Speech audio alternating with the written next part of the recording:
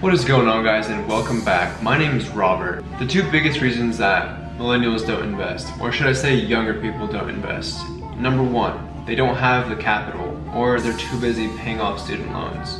Number two, they don't know anything about stocks or investing, period. While there are a ton of new online investment services out there, I want to get into detail about two pretty similar apps, one called Stash and one called Robinhood. These apps share a common goal, which is get in front of beginner and new investors. They have the same marketing strategies, the same mission ultimately. Although they do share some characteristics, they are entirely different when it comes to the style of investing that they provide. So what makes one different than the other, and why should you choose these entry-level platforms anyway? Let's start with the basics. Stash, also known as Stash Invest, is an app that you can use to start investing with as little as $5. It offers you the ability to buy fractional shares of an ETF, or an exchange traded fund. And if that makes absolutely no sense to you, don't worry. Basically, buying shares of an ETF allows you to buy shares of a large fund that includes multiple stocks. For example, a common ETF portfolio, well known throughout the investment space, is the Vanguard S&P 500 fund. Stash allows you to buy fractional shares, which is just a small part of that large fund. You should know what fractional means. It's pretty self-explanatory. Stash is designed to move you away from thinking about investing into an individual stock.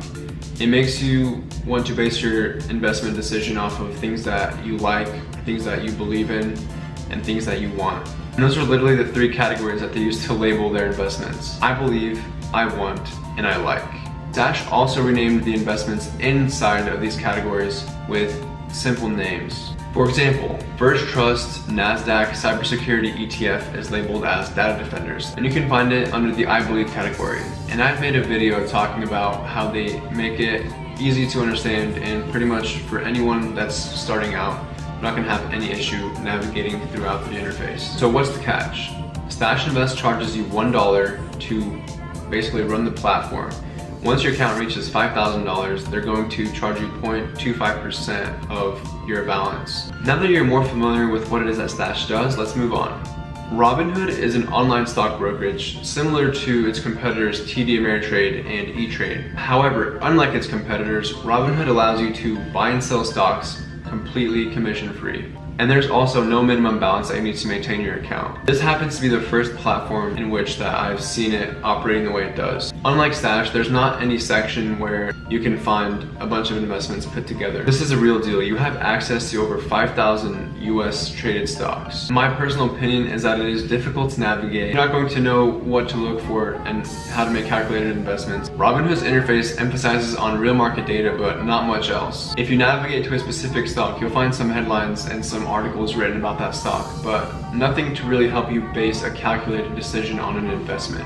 You would have to go take your research elsewhere. Unlike Stash, there is no cost using Robinhood. Stash charges you $1 a month, and Robinhood there's absolutely no cost. It's completely free. Although there's a monthly subscription option with Robinhood called Robinhood Gold, and this gives you a margin account, and this is typically for more experienced traders that can leverage money and then know what they're doing.